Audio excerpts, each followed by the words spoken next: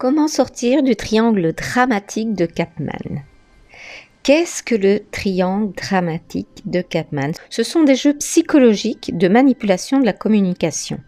Son auteur, Stefan Karpman, met en évidence un scénario relationnel typique entre trois acteurs: la victime, le persécuteur et le sauveur. Tout le monde dans sa vie a joué dans ce jeu psychologique de manière parfois inconsciente, et on peut même le retrouver dans les contes pour enfants. Exemple, Blanche-Neige qui est la victime, le bourreau serait sa belle-mère et le sauveur, le prince charmant. Qui est la victime? La victime se fait plus faible qu'elle ne l'est, donc soumise, ou raconte ses difficultés en revendiquant, donc rebelle. Elle ne veut pas reconnaître ses responsabilités et cherche à attirer un sauveur ou un persécuteur.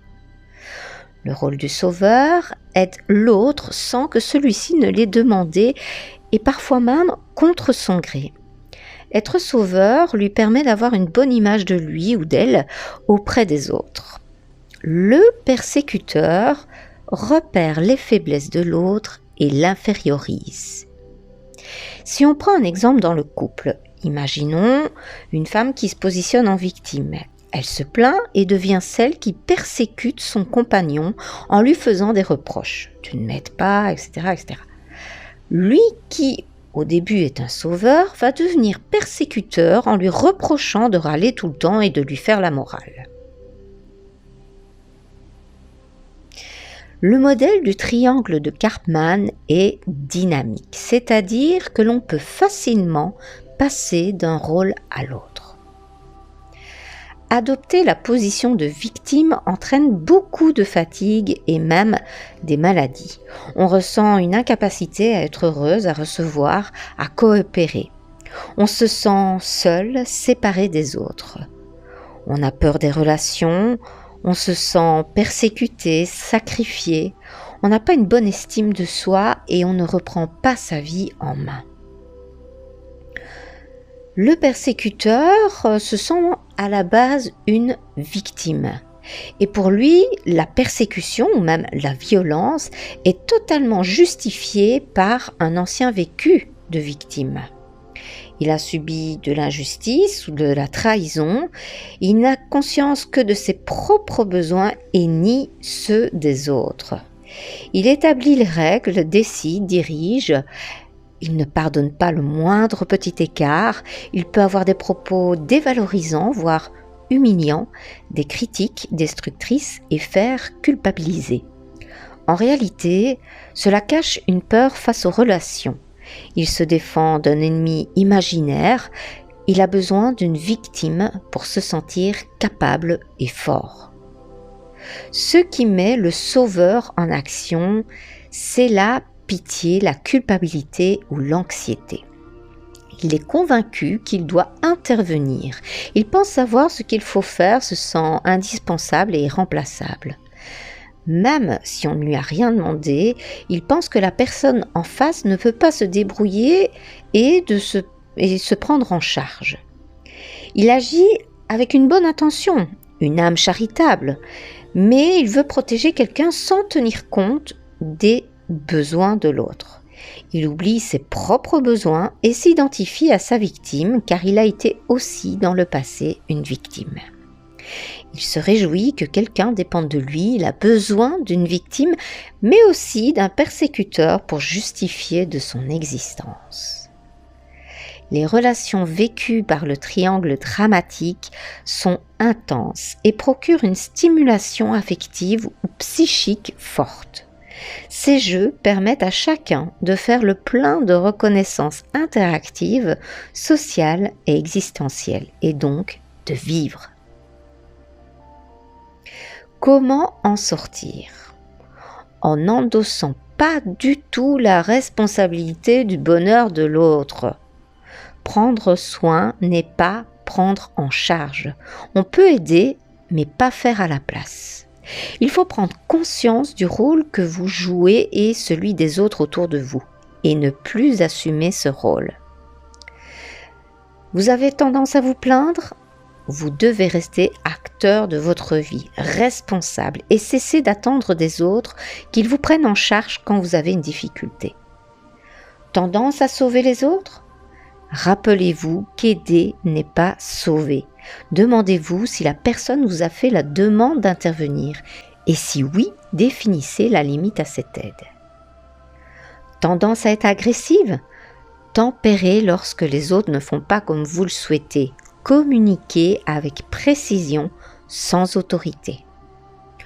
Ou jouer au miroir, c'est une façon de bloquer le jeu car vous ne jouez pas le rôle complémentaire.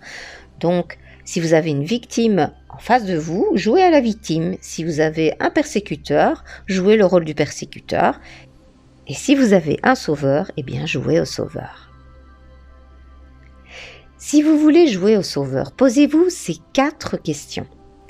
Est-ce que j'ai une responsabilité dans cette affaire? Est-ce que ça relève de ma compétence? Ai-je envie d'aider cette personne? Et m'a-t-on clairement demandé de l'aide? Dans le cadre de la manipulation avec un pervers narcissique, un triangle de Karpman qui se dessine au sein d'une relation avec un partenaire manipulateur va distribuer les rôles selon les configurations qui varient en fonction des stades de la relation. Le début de la relation marque un intense effort du séducteur pervers pour se faire admirer et commencer à installer son emprise. Il opte alors pour le rôle du sauveur, qui lui permet de se mettre en position de force vis-à-vis de l'autre. C'est un rôle qui flatte d'emblée son narcissisme et qui prépare le terrain de la manipulation. Le stade du sauveur marque la période des confidences, où le manipulateur s'acquiert de tous les soucis, de toutes les déceptions et les difficultés de sa proie. Inconsciemment, il la pousse donc dans le rôle de victime, en l'encourageant à se plaindre et à creuser ses ressentiments à l'égard des autres.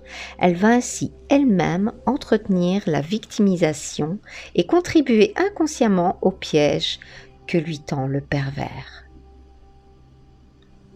Le triangle de Karpman, tel une roue, va tourner et les rôles commencer à changer. La deuxième phase, le manipulateur passe du stade de sauveur à celui de victime.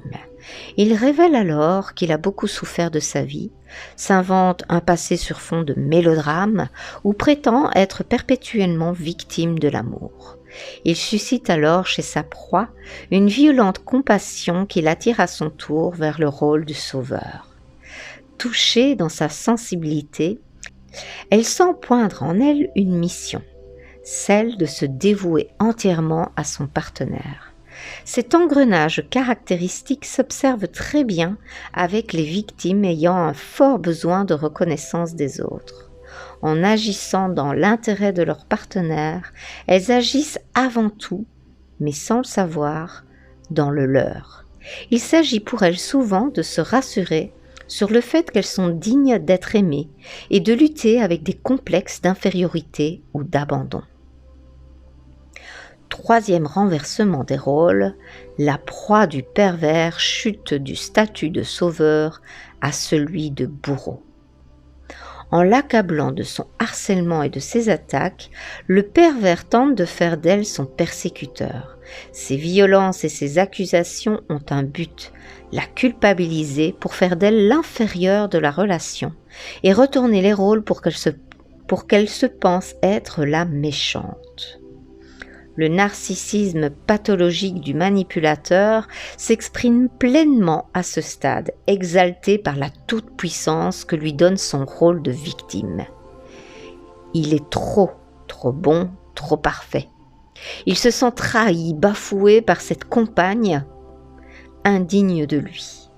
Le manipulateur projette d'ailleurs cette image de victime à l'extérieur du couple. Il se fait passer pour le compagnon modèle tout en faisant croire qu'il est malheureux car l'autre a un problème. Malheureusement, c'est parce qu'elle s'est crue aimée au départ que la vraie victime de la relation risque d'accepter d'endosser le rôle du bourreau.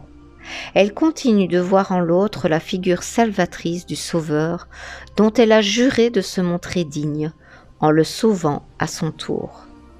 Une victime appelle donc un bourreau, qui appelle un sauveur, sauveur qui se découvre ensuite victime, etc.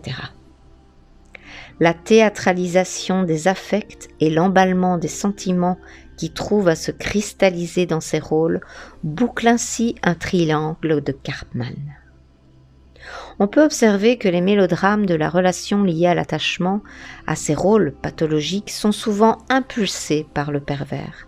Mais chaque protagoniste de la relation endosse à un moment donné chacun de ces rôles.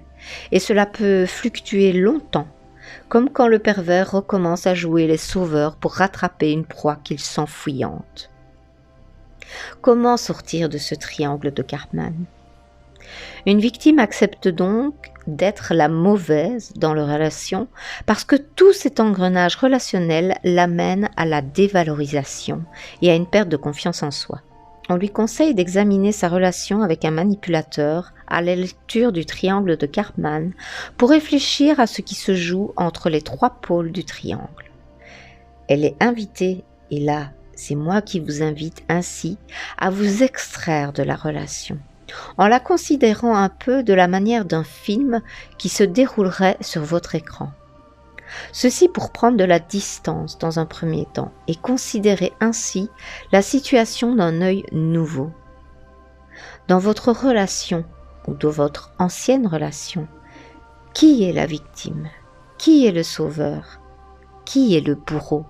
Et surtout, pourquoi obéit-on à ces rôles ?